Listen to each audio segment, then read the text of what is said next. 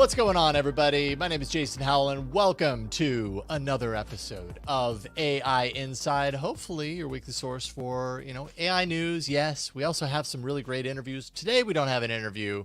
Next week, we will have two, and I'll talk about that at the end of the show. But this week, it's going to be Jeff Jarvis and I talking about what's up. How you doing, Jeff? Hey, how are you, boss? I'm good. I'm good. A little technical difficulties, but they keep you on your toes. It's part of technology. Yep. It's just the way of the world, unfortunately. Real quick to everyone watching and listening, thank you so much for your support, for listening, for sharing. If you have that special someone in your life that is really interested in learning more about artificial intelligence, they can learn with us. Just point them to our site, aiinside.show. And then, of course, those of you supporting us directly via Patreon, we love you too. Patreon.com/AI Inside Show. Ad-free versions of the show, of course. Bonus material, bonus content that you get that no one else gets. All there. Patreon.com/AI Inside Show. And you also get the pleasure of being read out, your name being called out at the top of the show, which could be a detraction for some people, I'm sure. But Mike Matatal, hopefully you enjoy having your name read out because I just did it. So there you go. Thank you for your support. Thank you, everybody. Thank you, Mike. Patreon for your support. We appreciate you.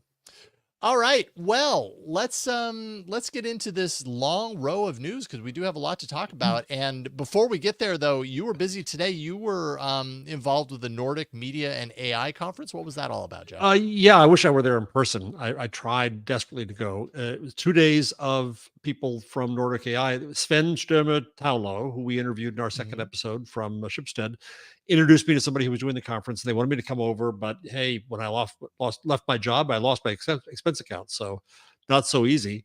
And but I got to speak to them on video today, and also to listen to some. And it was really interesting, Jason. The session before me was a deep dive into AI audio. These are news people, so it wasn't your world. It wasn't music. It was spoken word. But it was fascinating in a few ways. First, it's just their attitude. Yes, they mentioned that there can be misuse. Yes, they mentioned that they need standards. They said that too, but they didn't lead with that. They didn't let that take over the conversation. Instead, they talked about all the interesting things they're doing. One woman from Schibsted also was there. She said she happened to be around this summer. She's the only person around. And they said, "Do you want to be the voice of the company and train the AI on your voice?" And she said, "Sure." And so she recorded a whole bunch of 7,000 statements, something ridiculous. Wow. And now it's her voice. And I couldn't see the video, but evidently her expression the first time she heard herself talk to herself was like, "Hey." Yeah, it's got to be weird. It's got to be weird when you hear your voice talking back to you. But it was also interesting. She immediately said, "Oh, we got to have a contract about this." Yeah. And so the contract says that if she quits or leaves Schibsted, they stop using her voice because she can't be the voice of Schibsted anymore. She doesn't want to be. Sure. That they can only use it for editorial. They can't use it for promotion or advertising. And also they can't use it for somebody's bachelor party, as she said. I know it's a toy you want to play with, but no, it's my voice. You can't do that. So it was really smart. And then they went through a whole bunch of uses where they're having it read stories, read in different languages, which is just a huge opportunity to increase, especially if you're in Norway, to increase pronunciation. I mean translation into other languages. And then some funny stuff about translation, because it would come along and it would get the Norwegian okay. Then if it came into a different language, it would do it differently. And they emphasized that there's actually, I've heard this before, there are two Norwegians. There are two languages, and I don't fully understand who speaks which one, when, how. And one seems to be a little more high Norwegian than the other. Yeah. But it's not unlike Switzerland, where you have Schweizerdeutsch, which I can't understand to save my soul, and German, which I can understand, a tiny bit. So similarly there, I guess. And there's also a rhythm to Nordic languages. There's a song aspect to it, which the machine has a hard time getting. But they've said it's gotten a lot better. The funny one, if you don't mind me getting close to a bad word here, was that when they were going along in Norwegian, then they come to a certain English phrase. It mispronounced the English phrase. The phrase was deepfake. And it was you can imagine Yeah, thank you. Uh, Deep beat. s- yeah, so the machine was making an honest mistake. They had to retrain it. So they went through Oh, that's funny. 50 minutes of phenomenal examples like that. And then my shtick was, and I said this after I testified before the Senate, and we talked to Sven, and I've been saying, why can't we be more like Norway?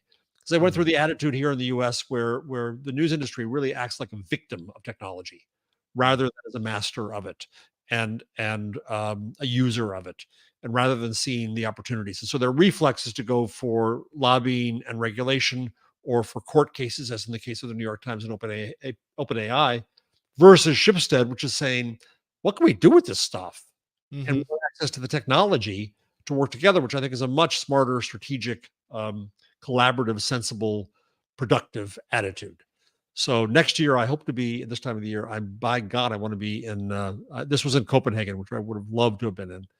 Great Mm. fish restaurants there, but anyway. Mhm. Mhm. So that was Next interesting for you. time. Yeah. Yeah, that's super interesting. That's like that's your breakfast experience. This is how Yes. you start your day. You just, go and speak A at little AI jaunt to conferences Copenhagen. Yeah. virtually. Back by lunch. Right on. Well, you also just to kind of transition here, last week when we were getting ready to do the show, you had shared with me a PDF on the Meta community forum on AI chatbot principles. And we kind of, I think we mentioned it on the show last Just week, and then quickly. said, okay, we'll take a closer look at this at least on next week's show. And here we are.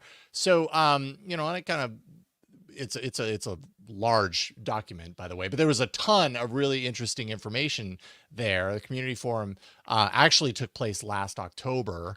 This report details the findings there, and it had 1,545 participants from Brazil, Germany, Spain, the US, all focused on the principles that should guide how AI chatbots interact with users, and Right. kind of, in my estimation, kind of analyzing the support or the feeling that the participants have about certain aspects of this, like, should chatbots inform users that they are bots or not? Right. Should these be predictable? Like, how do we feel about like romantic kind of interactions with chatbots, all that kind of stuff? What was your take on what you So read? this was done with Meta and the Stanford Deliberative Democracy Lab. There's a lot of movements in journalism. I helped start one called engagement journalism. There's solutions journalism, constructive journalism, reparative journalism. There's lots of movements. One of them is deliberative journalism and deliberative democracy. And the aim here is to say that if you took people and understand what their attitude is now, and then Mhm. if you could feed them a bunch of information, of course it depends on what you feed them, but Sure. you're paid to actually read stuff. You're paid to get informed, and you're given a bunch of material to do that with. Then they look and say how much that changed attitudes afterwards, to see whether there was an impact of good information on people. So they wanted to do this to understand what the people's baselines views were, and then also next, what um, they think afterwards. So I'm going to go to the most changed attitudes, Mhm. well, first, time spent using AI chatbots at work or school. Um, U.S. and this is page 13, Jason. U.S. and red means USA, blue means Germany. We're up about 60%, none. And But all up to 6 or more hours was very little. But if you get in that mid range, it was between 1 and 3 hours a day, where it clustered that people did a fair amount. Average time spent using chatbots outside of work or school. Again, half or none, but around 1 to 3 hours a day. So people, there's a substantial number of people who were starting to use this. Then Mhm. they looked at whether that behavior had changed. People who'd used chatbots or not. Before deliberation, in Brazil, it was 62%. In the US, it was 59%, and so on. Afterwards, the increase after they learned went up everywhere from 7 to 12% increase in chatbot usage. So people became Mm. more curious. Mhm. Um, the belief that AI has a positive impact. Here, it went up much more modestly, 4% ish. in all the countries except Spain, where it went up double that, 8%. So then this part is interesting to me. The statement that received the most approval in all 4 countries. AI chatbots' capacity to increase efficiency by automating tasks is saving many companies a lot of time and resources. And everybody's kind of said, yeah. So around 70% is. The statement that received the least approval in all 4 countries. People will feel less lonely with AI chatbots. That was really interesting. It goes to what you said. There's a finding later about romance and chatbots and whether it's right or wrong to use this. And I think there's a creepiness factor there about perceived fake human relationships. And that makes me glad. I think people are going to be suspicious of this, and they should be suspicious of this. I'm reading an AI book right now called, now I got to remember the title of it. Back to my library, listening to it, Co-Intelligence by Ethan Mollick. And he's arguing that we need to treat chatbots as human, not because we think they are human, because it's the best way to interact with them. But you're hitting a real fuzzy line there where that occurs. Sure. The statement that gained the most approval as a result of deliberations, that in other words changed. Chatbots replicate biases that exist in the data they were trained on. And so that increased. Statement that lost the most approval as a result of deliberation, that is to say, of learning, across all 4 countries. The increased use of AI chatbots will lead students to losing their ability to think critically. So people were fearful of that, and then after studying it, they became less fearful of that. Yeah, that's great news. I think that's I think it is true. So there's all kinds of data in here. Then they went with proposals of what should it do, and I'll end here. Should AI chatbots inform users that they are interacting with a bot? Percentage of participants who supported proposals for this. And every time an AI chatbot responds to a question, most said no. Periodically, up from there. First time they registered to use AI chatbot, I'm surprised it wasn't over half, but it was nearly 50%. And then the statement, unnecessary for AI chatbot to inform user as users assume responses are AI generated, 3 to 5%. In other words, no, you can't just assume this. Right. I agree with that. Which sources should, this is an important one, which sources should AI chatbots draw information from? And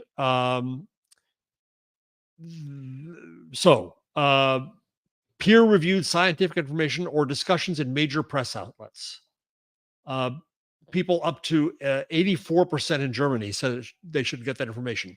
However, at the same time, you have paywalls going up, not just to readers, but also to chatbot, to AI companies around news. It's one of the things I discussed with the Nordics today, is saying we have a responsibility to the information ecosystem and to this future technology to make sure it's not all screwed up. And we've got to figure that out, how to do that. Globally recognized authoritative sources like the WHO. Again, Germany, 84%. Then sources from users' national organizations. I'm not sure exactly what they meant, but that's down more, 0.5%. So people are saying we want these things to be trained on authoritative sources. But the authoritative sources are bucking and saying, no, we're going to sue you first. So we need a conversation in society, and this kind of data can bring that. So there's a lot more in here, but I think that was some interesting stuff to get us to understand how this is. What it ultimately points to is this general, at least in my mind, is this general idea that the knee-jerk reaction when it comes to the impact of AI where we're at right now is to, once again, be afraid and to give it too much, like, overwhelming power and potential.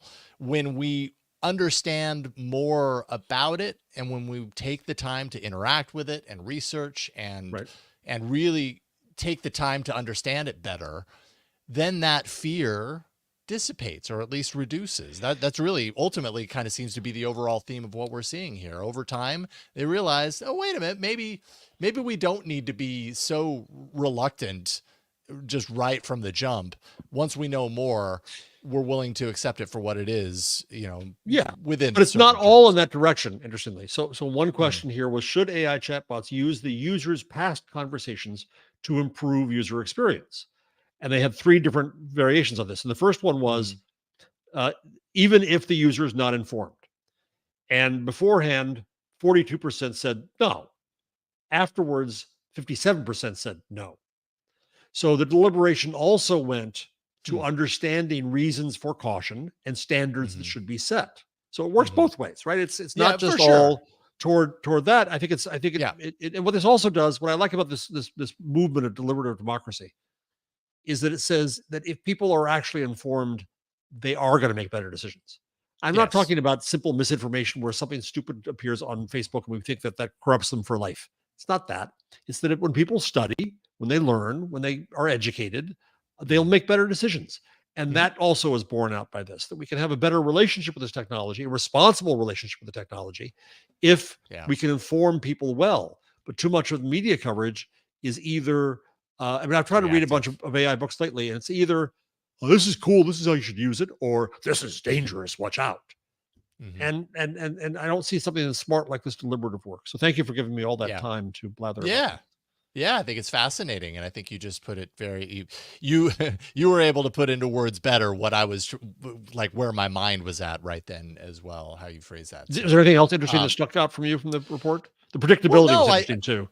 yeah, I mean, it is super dense, and I think that was the kind of the general theme that I walked away from it from, is just that, we should all be doing what we can to understand this a little bit more beyond the kind of alarmist or the, super, overly positive fanboyish kind of perspectives. There's a lot of value here if we spend the time to get to understand it and to know what it all means in the context of And if everything. people So are informed and feel informed.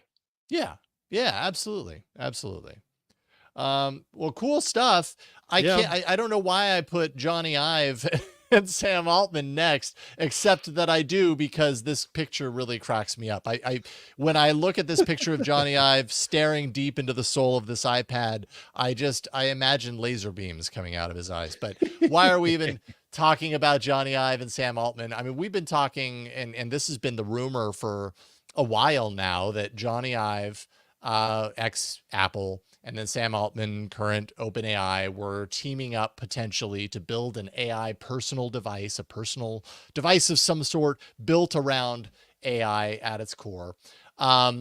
Those rumors stoked once again because the information, which I do not have a subscription to, unfortunately, so you'll just have to see this little image here, has a report that says they are now seeking funding, which I can't imagine is going to be very hard for them. This is kind of a star duo attempting to do this. Ive is aiming for up to $1 billion in funding, but we still don't really have any details as far as what exactly this would be. They might not even know. Really, it's pretty early for what a device is. What is the post smartphone device that, exists solely built around this this current kind of evolution of artificial intelligence? Is that the humane AI pin, which Sam Altman is, a pretty large investor in, or is it something else?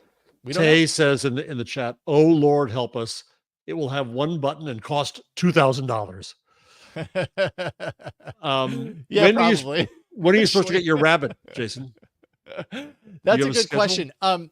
Yes, so I do have the Rabbit R1 on order. I want to say the last time I looked into it, I want to say it's something June. So here in a Okay, couple of months. I all was right. not first in. Like I was a No, little bit later.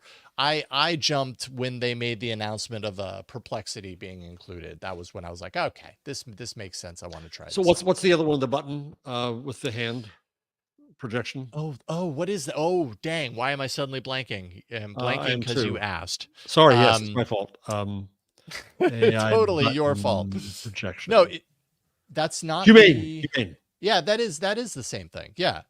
The Well, humane AI pin. humane iPad, right? So those Right. seem to be the only two user interfaces that are AI specific. My Right. question is, and you're Dr. Android here, Hmm. do you think that it obsoletes the phone, or do you think the phone is the best vehicle for AI? Well, I think that's really the question that people like Jony Ive and Sam Altman are probably looking into. I mean, I'm sure that they believe that there is a post-smartphone device, that the smartphone it has been played. We know, there's not a whole lot more we can do with it. What if we take this new technology and we lean into this, and this is the future? I'm not entirely convinced that, at least where we are right now, that a device like this can do much more than a smartphone that Yeah. also does these things. I don't know what the differentiation is there, unless we start getting into, and we have with the Humane AI pin, and some of these other devices, the rings and all that stuff, where we get into The different meta form glasses, I factors. forgot the meta Meta glasses. glasses, right? Like it really kind of seems like where they're headed right now is this kind of, like, in some way, shape, or form, a wearable device. So not something that we keep in our pocket all the Hmm. time, Hmm. something that's ambient and absorbing the world around us, and turning all the data that surrounds us out as we walk the world into the data stream that informs the AI potentially. And I suppose that could be interesting, but I think it's really early to tell whether it's going to differentiate itself too much from what we have right now with smartphones that can do a lot of this stuff. Benedict Evans, who I quote often, argues that the Q&A interface is not terribly useful, and I agree with him. I never Mm. used my Madam A or my Google thing To to answer query it questions. for information, Yeah. right? I did. And When I you first did. got the Google Home, I would do that a handful of times, but it was not sticky. It was not. It did not become the place that I went to answer questions. You know. Right. And so what's is the format? I'm going to point to something and say, what's that? Or do something about that, which is kind of the glasses perspective, Right. Right. right? Is it the voice stuff we had on our desks and some people used, but some people like me didn't? Because Google and even the chat typed interface, I just don't, my reflex, and maybe because I'm old and now I'm, addicted to Google and I think search first, I don't think of things in question form. I would fail at Yeah. Jeopardy, Mm-hmm. right? Mm-hmm. Uh, and so I don't know whether these devices, if you're talking about if it's AI based, which means right now it's LLM based and chat Mm-hmm. based, I I don't know. Jay has another Yeah. good point in the chat saying that the phone was so successful because it was social, not because of access to information, which is interesting. I think Tay, that goes against the fears of some people who think that the phone is antisocial. I agree with you that it is essentially social. People are often interacting with other people using the device.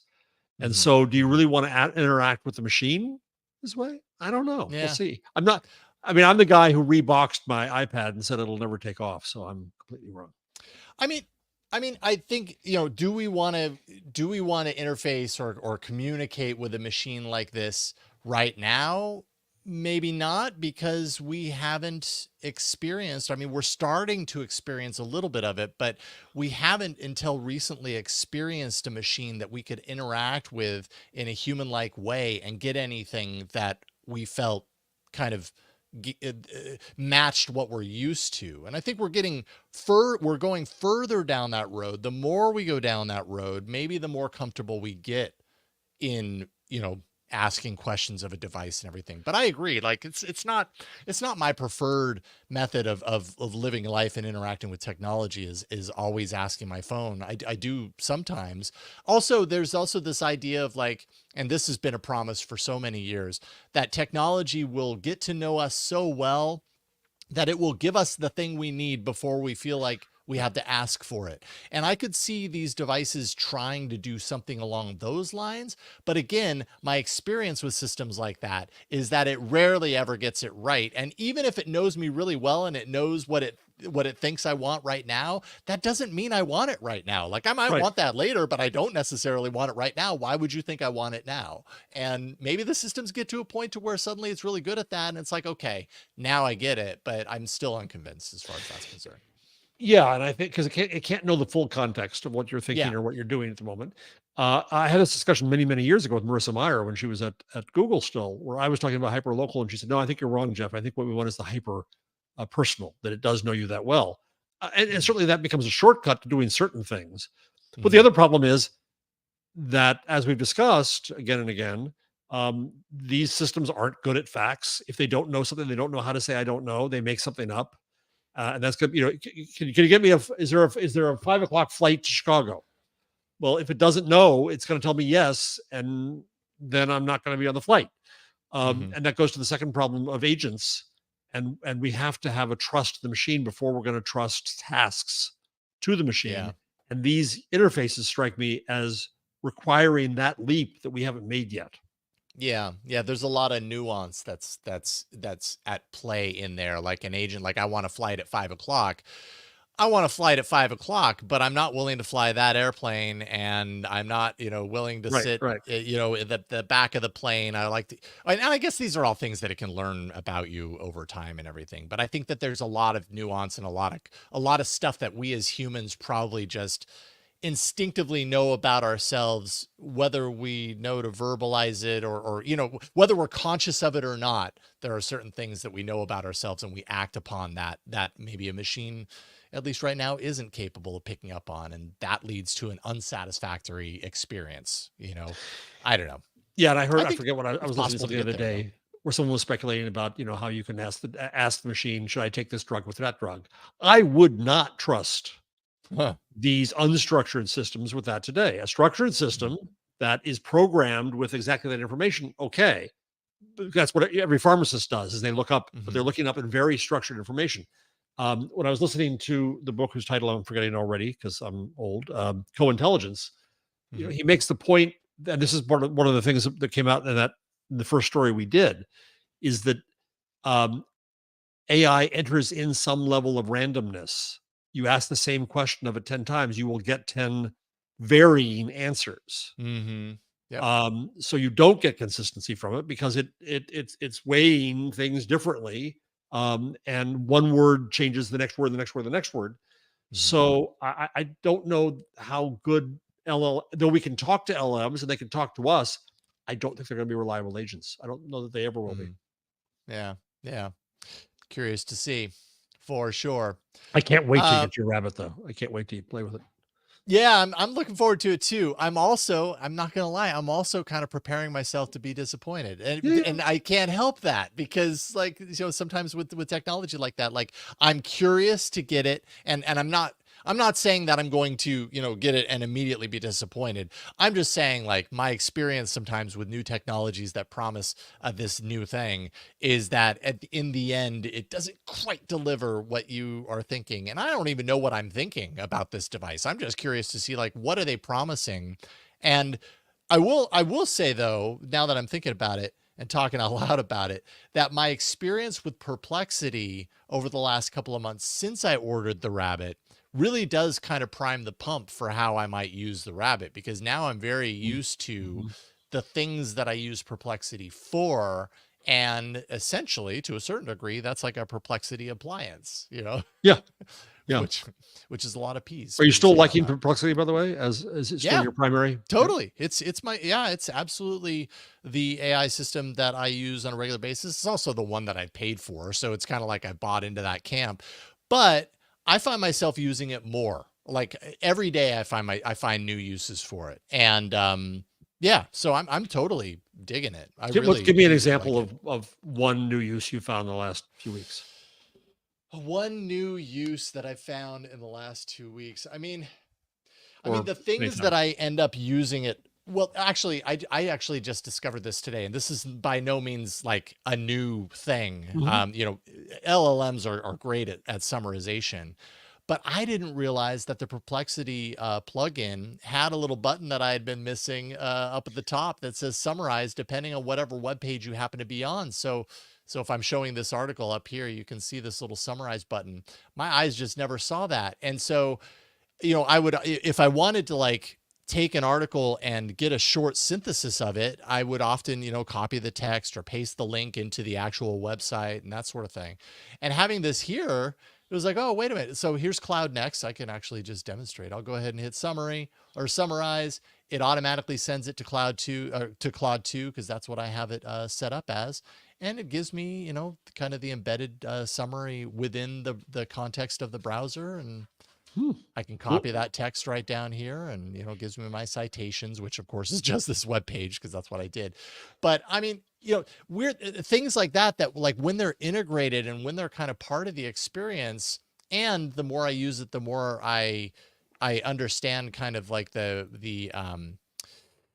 no, I don't want to say guardrails. Sometimes I feel like guardrails feels like a Yeah. bad word or something like that. But I understand that like when I get this summary, I'm not taking it at full value. But I do see it as a way that sometimes, like, you know what, that's a long article. I just want a little short, brief understanding of it before I dive in deeper, or maybe I decide to go somewhere else. I don't know. I'm synthesizing a lot of information now, kind of running my own business, and so sometimes these little shortcuts are very useful, and it's Yeah. nice to make it easier. So yeah, I am liking it a lot.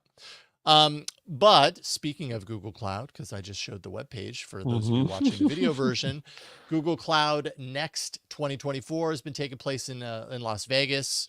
Of course, it's Google, it's now, so AI took center stage.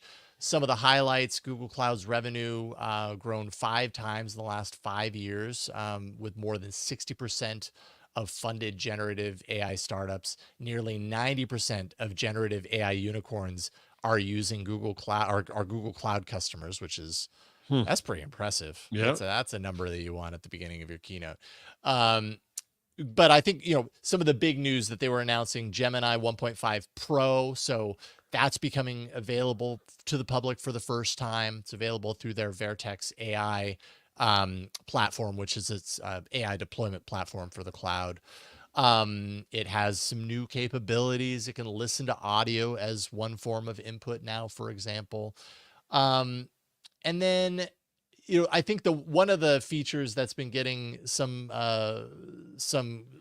significant coverage is Google Vids, which I don't know how you feel about this, but it's essentially an expansion for workspace. So this is working with, your docs, your sheets, um, those Google apps, to replace a slide deck and instead kind of create like videos, and videos that tell the story, so that you don't have to have the interactive slide deck.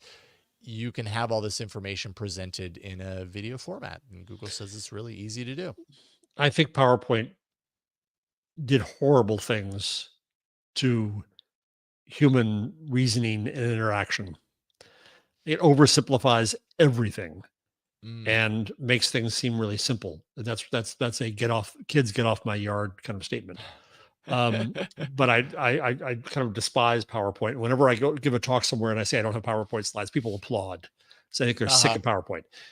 But I'm wondering whether a video is going to be better or worse. Yeah, Whether right. Yeah, that's a good question. because the other thing is you see those videos too where you see the hand supposedly drawing and it's drawing that thing, or I go to a Yeah. conference where somebody's off to the side and they're drawing this ridiculous thing on a big board, which just has some buzzwords and it really doesn't tell you anything of what happened. It just tells you, oh Yeah. well, you could have just outlined stuff and it would have been better. The Yeah. AI could have done a better job of outlining what happened. So I don't. I'll have to see it before I start grousing like an Yeah. old grouch. But maybe just talking about your ideas and having the conversation might still be better. I know I sound Yeah. old. People learn differently, though. There are visual True. learners, and people who can synthesize by just listening intently versus seeing with their eyes. I'm kind of like halfway in between both camps. It just depends on the context. But this will be public beta this June. Oh, and another thing that they announced is Google Meet offering meeting notes, summaries, like the others already do. Mhm. $10 per user per month. So useful. Sure. Yeah, A yeah. little bit of keeping up with everyone What's else sort interesting, of thing. I put a story in here that OpenAI, Google, and Mistral all released new models almost simultaneously. There's a huge arms race going on still. It's not like things have calmed down. They're all trying to release new models. They're trying to show new applications of them. They're trying to Oh yeah. offer them in new ways. Um, uh, and obviously that's okay. It's what they do for a living. But I think we're still in a position where people oftentimes it is a cool gadget without a problem to solve. Mm-hmm. So we'll see. Yeah, absolutely. We'll see. Well, what if the problem to solve was applications like applying AI to advertising into the marketing industry? apparently WPP is the world's largest ad group, and they're doing that. They announced a partnership with Google's Gemini AI, becoming, at least according to this Search Engine Land article, a pretty integral part of its ad process. So Coca-Cola, L'Oreal, Nestle, other brands leaning into Gemini AI for things like ad narration and voice over script generation. So okay. I'll get to it in a second. Product image creation aligned with the brand guidelines, enhancing creativity, understanding of the brands, so they get a better understanding of the brands, optimizing the content and predicting campaign effectiveness. Yeah. I don't know, but at the same time, like if we're generating ad narration, generating voiceover script, all with AI, at a certain point, doesn't it all kind of start to sound like the same kind of language? You know what I mean? Like, where's sometimes the AI generated stuff? It sounds AI generated. It's more of the same. I guess it's more. It is literally more of the same. Yeah. And where's the? I mean, we all hate ads to some extent or another, but we all recognize that some ads are really creative. The DDB Volkswagen ads back in the day with the little Volkswagen bug, you're probably too young for that. They were really creative ads. The Absolute Vodka with the shape of the bottle as art. I don't know that AI is going to come up with that kind of stuff. On the other hand, I tend to have MSNBC on much of the day just as background noise. And on Fios, some of the ads are sold by Fios. Some of the ads are sold by MSNBC. Neither company really wants to sell them, apparently, because the audience is too small or not provable. And so we get the same ads for a month over and over and over again. And when it's the Lumi lady putting something in butt cheeks, I just want to turn off the sound every time.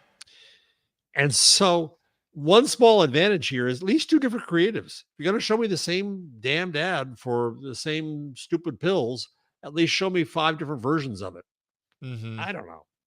Yeah, that's true. Oh God, that is the worst, getting the same ad 20 times when you watch. There used to be a philosophy of rate caps so you wouldn't repeat the ad. An advertiser didn't want to pay to have the same ad over and over again. But now it's just cable TV time is so cheap. Yeah, I'll buy out the month. Sure. Yeah. Right. Yeah. I think time will tell whether the quality will be of a point where, we'll get to a point to where, that's better than the alternative, whatever, these AI systems are actually helping to create. But yeah, interesting stuff. All right. We've got more coming up here in a second. Activist groups calling on big tech to take stronger action against AI-generated misinformation.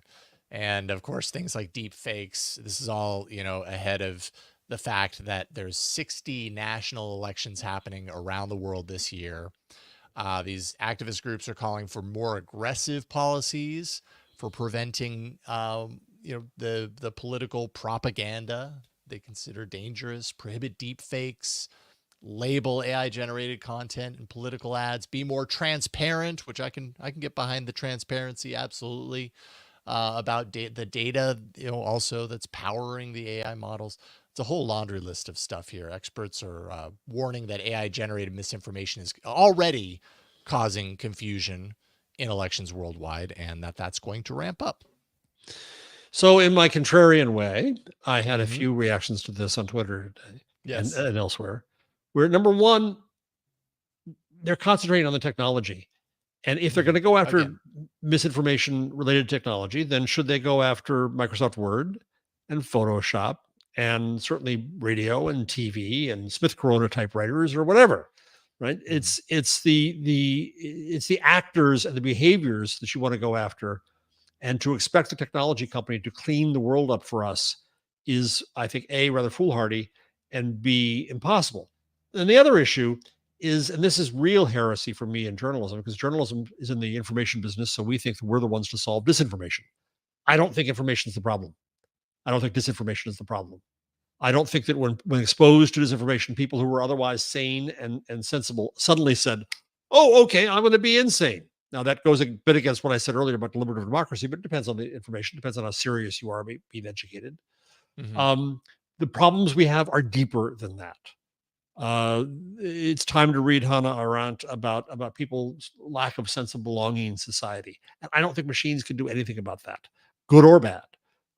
Which is also interesting for the first story about whether or not people think that machines ought to make us less lonely or not. Maybe that could help. I don't know, but I think that we're still in a moral panic mode of blaming the technology and thinking that's going to solve all the problems if we can somehow turn it off or fix it. And I think that's a fool's errand. So yeah, some more people went and they yelled at big tech, and big tech should be doing more. They should have more transparency. Facebook just announced a whole bunch of things about how they're going to try to label things that come out of AI. That's fine, but good stuff can come out of a tool and bad stuff can come out of a tool, whether that's Photoshop or whether that's DALL-E. So I don't know that yelling at the technology companies is the right path here, but it's what they're going to do. Yeah,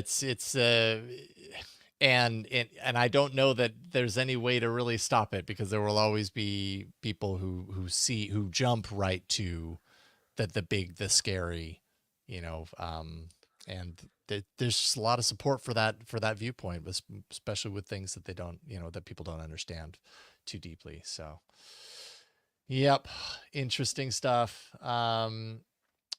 But we've had this conversation quite a bit on the show. We're going to keep having it because it keeps happening. That's the thing. So because it keeps happening, does that then mean that it's almost inevitable that there's going to be success found on the other side of this, like, continuous battle? Do you think? No, I think it's the opposite. I think we start to, well, all right, now, okay, I was too cynical. Maybe yes, I think there's success that I have. I think there's success, but I think it comes from a side door. That is to say that it doesn't come from an obvious, if we just pass this one regulation, if we just fire this one executive, if we just change this one piece of software, everything will be okay.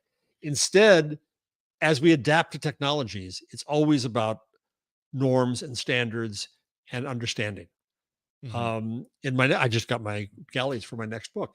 Ta-da! There it is. Oh, look at that! Hey, that's awesome. So, great. In there and in the Gutenberg parenthesis, the other book still on sale. Discount code. What I see is that after a time with new technology, the technologists fade in the background. I've talked about this before, and we figure out what's good and bad about it. We figure out as a group and as a society what works and what doesn't. We know where to hold standards. And we invent the institutions needed to enforce that. And the example always is, for me, that when print started, it was not seen as reliable. Anybody could make this thing, like anybody can make a Facebook post or a Twitter post, and you don't know where it came from. And authority was a social system before print. And then print came along and we invented these institutions of publishers and editors and so on and so forth. And then print took on more authority than what we now call rumor. Well, now we're switching around the other side of this, where the institutions aren't working anymore and we have to rely on social systems. And in this scale, that's difficult. But I think we will. So yes, I think Jason will come out on the other end better off. I think we will figure it out, but not because we did some simplistic little thing. It's because we'll do the work to figure it out. That cut it off. Yeah, at the supposed source. Yeah, I think so. Yeah, interesting. I thought this story was pretty fascinating. The New York Times, data collection, data. I don't want to say data harvesting, but finding data to feed the AI systems that we have, building up everywhere. Meta, OpenAI, Google, all these companies are saying we need more data to feed into our systems, and there's just not quite enough. And the New York Times wrote about the race that's taking place right now to get a hold of as many sources of data as possible. So we're talking customer voice recordings, potentially device sensors, YouTube videos, which a large part of the article actually does focus on.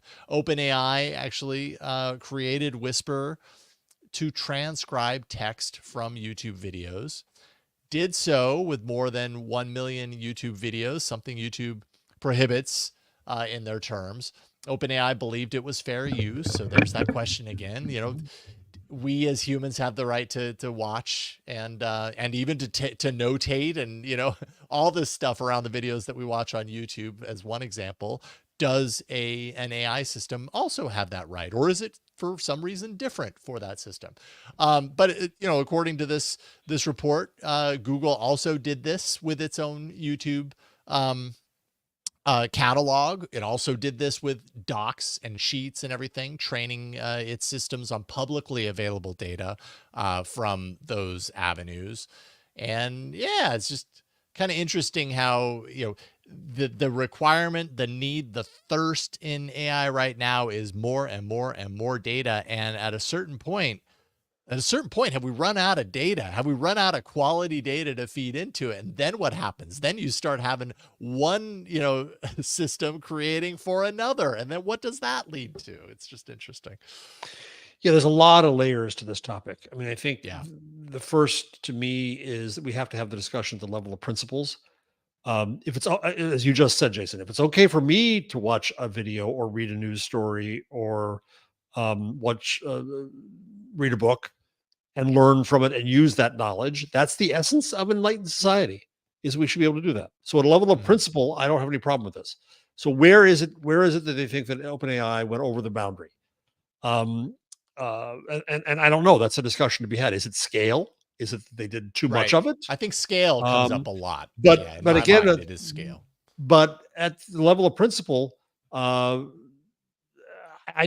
don't know. I mean, I could spend my whole life doing nothing but reading books as fast as possible in the library. I would read more than I do now, or you do, because we're busy doing other things, trying to make a living. I will have advanced that scale. Does it make it any worse, or is it better? Am I more educated? Is that better? And what do we think as a society? Do we want to educate these machines? So that's one layer. Is what's the principle involved? Where is the line?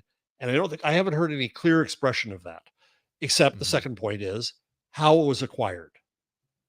And if you read a million books and you didn't pay for them, then and books 3 or however many books there are in that database, that's an open question. If you did go behind the paywall at the New York Times and didn't pay for it, that's an open question. However, if you had one subscription to the New York Times and read it, and it's not scaled at that level, it's just I'm using it for a different purpose, which is to train my machine. What's so wrong with that, New York Times? I paid for the use of it. So what's the limits of terms of service at that level of principle? Third is, as I already hinted at, what's the responsibility to society? If these machines are going to be out there speaking to us, do we want them to be stupid and wrong all the time? Or do we want them to be better educated? Is it our interest to do that and to figure out how to do that? My argument to the news industry, and what I saw when I talked to the Nordics this morning, is they're trying to be more constructive about it and saying, okay, we know you're going to read from our stuff. Now give us access to the technology so we can get benefit from it and work together. That's a smarter way to do it. Or I argue that the news industry should create an API for news.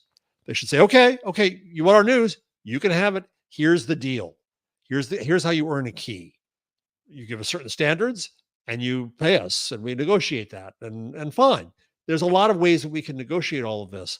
But the New York Times in this case is in a bit of a conflict of interest considering that they're suing OpenAI. So there is a corporate view of this of taking data is bad. Okay, in some cases one can argue that, but in other cases I can argue the opposite. The last angle to the story to me does come back to scale, and as ever, I think it's going to become a law that every 3 episodes I have to quote the Stochastic Parrots paper.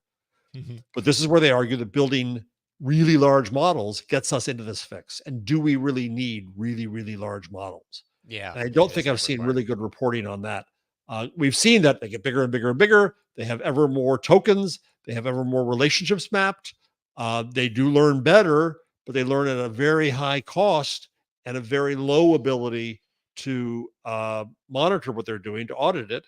And they're running out of text.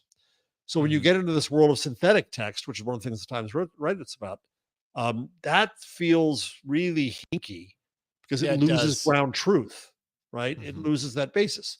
And I'm not smart enough about this stuff to understand what the uses of synthetic text are. When I went to the last World Economic Forum event about this, there was a lot of talk about synthetic text.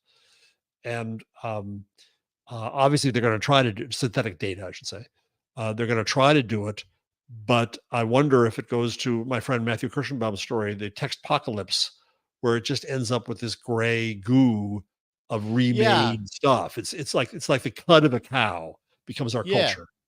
Right. That's what comes to mind is something along those lines, like the game of telephone. It's like it started Yeah, off as one thing, and in bouncing back and forth between the systems a million times, what do you even end up with at the end? It's, the most basic, boring, I don't know what that looks like. Is it even English at the end of it? right. Who the heck knows, from all the kind of like translating and understanding and then putting back into the same, type of grammatical, structure that the other system does anyways. And like, does that just end up, like you said, into a goo at the end of the day that's even usable? I don't know. Like, Right. great. It's nice to have a solid block of data to train your systems on, but there's also something about integrity with the data that you have there, and high quality data. And there's something about synthetic, output and training your systems on that doesn't scream high quality to me. Again, who the heck knows long term, but Who knows? It would be lovely yeah, to get somebody who's a proponent of synthetic data to argue with it and explain how it works and how you can guarantee its quality and why you need it. Or maybe at some point you that just would run be, out of useful. Again, the other point that well, I yeah. always want to make here is that yes, you've run out of data, and the response to that is not to make it up. The response to that should be to say who's not there, what Mm, perspectives, what expertise, what history, what groups of society, what languages are not there and should mm, be represented. And one way to do this is to put a whole bunch of money into Wikipedia to get them to get more diverse um, contributors, Wikipedians, from around the world, from different perspectives, and to increase the amount of knowledge there, and to mm. support academics to write more papers. That's what we should be talking about, I think, is how do we add in more quality information into this rather than any data is good enough. It's not. Mm-hmm.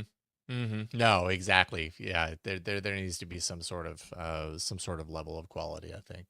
And just real quick before we move on to the last story, it was kind of along this lines, but Reuters had a story that focused on some early kind of 2000s properties and services. You remember Photo Bucket? I remember Photo Bucket.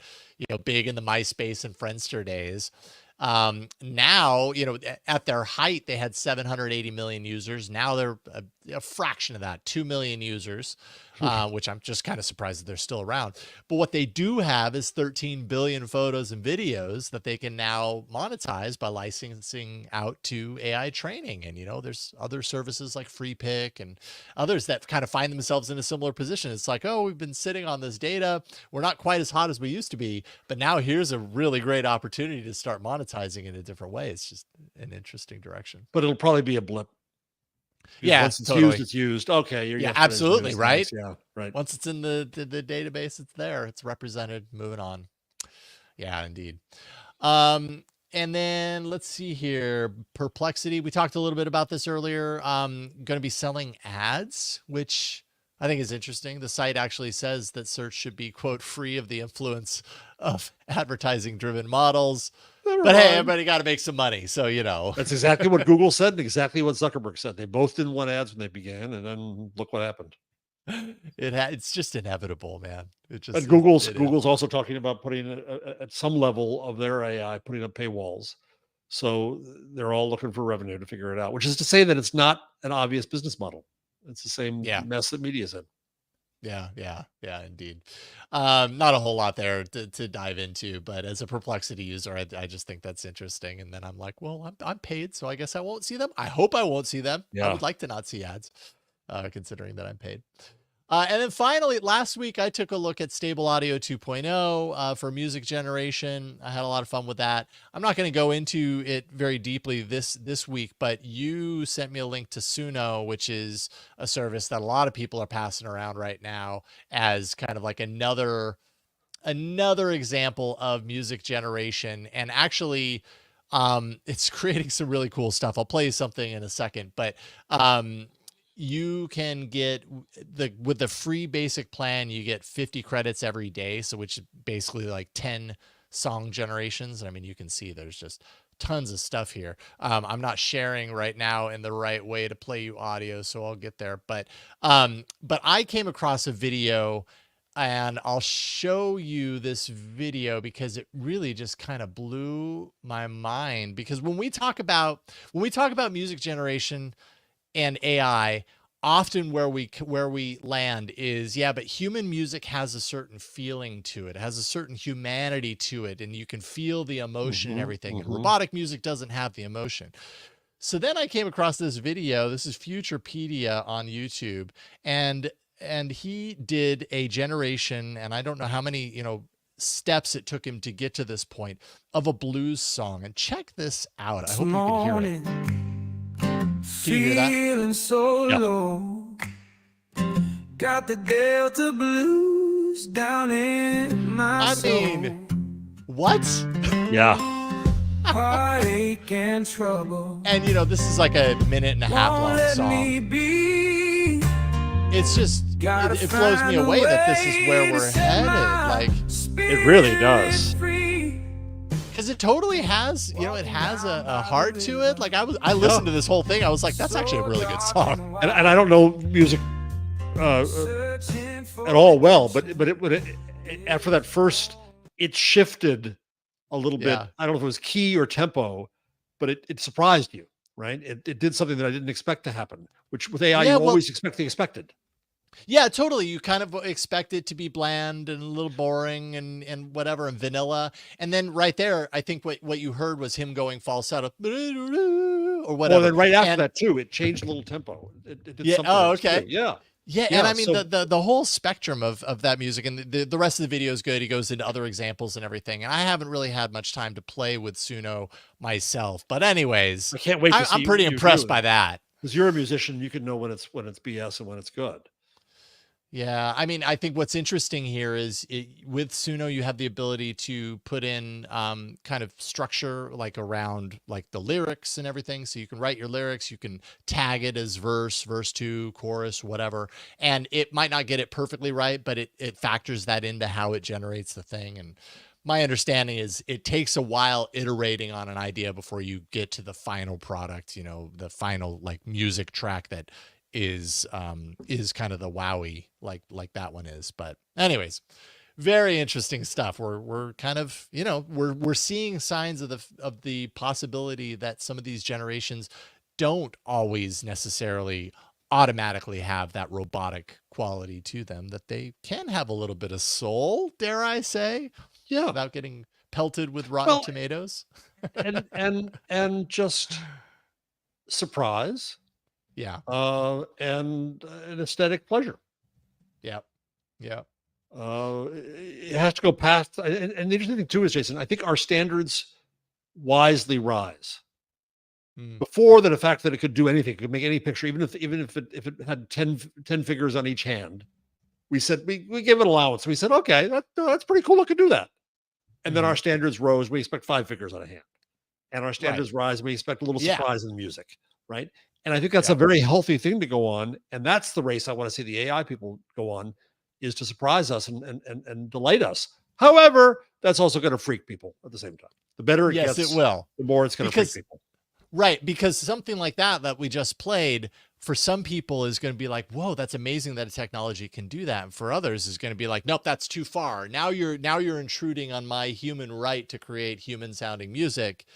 And that you're and when he goes to the blues, is it cultural appropriation now, not by a white person, but by a white person using a machine?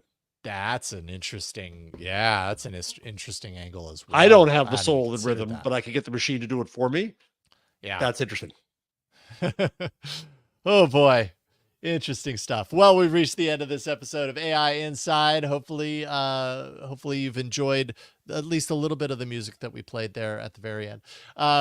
Jeff, tell us a little bit about all the books that you're working on. I love the cover, by the way. Yeah, thank you. So this is out in October. Excellent. The Web We Weave. Why we must reclaim the internet from moguls, misanthropes, and moral panic. But today I want to plug something a little different. I did a long, I'm warning you folks, long paper commissioned by the California Chamber of Commerce on the California Journalism Preservation Act, which is, and if you go to Medium, jeffjarvis.medium.com, I put it all in one post, but you don't want to read it there. It's a 79-minute read. but there's a link to the PDF. Neiman Lab put up 2 excerpts today, and it's my analysis of this legislation, which is an effort by the lobbyists for the newspaper industry to get money from Google and Meta. I think it's terrible legislation. I go through the history of it, and I go through the history of consolidation in news and copyright and so on. But at the end, I propose a whole bunch of different solutions that are being proposed as better alternatives than this. It's not just affecting California, because there's also a version of this law federally. There's another one that was just proposed in Illinois. I think they're all bad. I think when we learned from what happened in Canada, it's miserable. And so I learned a lot researching and writing this. There's some really interesting stuff in here. There's some geeky stuff in here too. There's lots of footnotes, lots of links. But if you're all interested in these issues about copyright and the news and both AI and the platforms, then it's not for everybody, but some people might find this interesting. Mm-hmm. Excellent. jeffjarvis.medium.com. That's yeah. where You can find the link there. Or if you go to Neiman Lab, it's last I looked, it was the top story with 2 excerpts there. excellent. But then if you read just the excerpts, you miss out on some of the fun history stuff, which I really enjoyed doing. Yeah. Right on. Excellent. Everybody should check that out. Thank you, Jeff. Thank you. Yeah, and usually you can watch this show as we record it live at the Yellow Gold Studios YouTube channel, at Yellow Gold Studios on YouTube.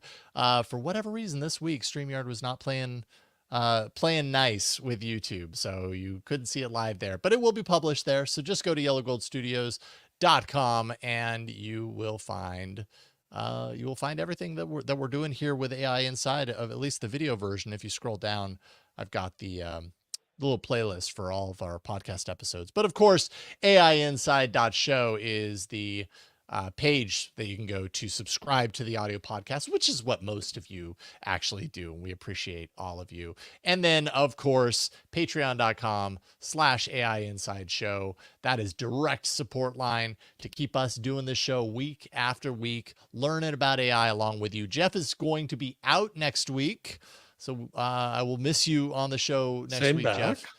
But I've got a little bit of a kind of a special episode. I figured instead of like getting another, just picking a random guest co-host, I'm going to do 2 interviews, and they're both. See, it takes 2 people to replace me. I just want that's that right. known. Exactly. That's what you should take away from this.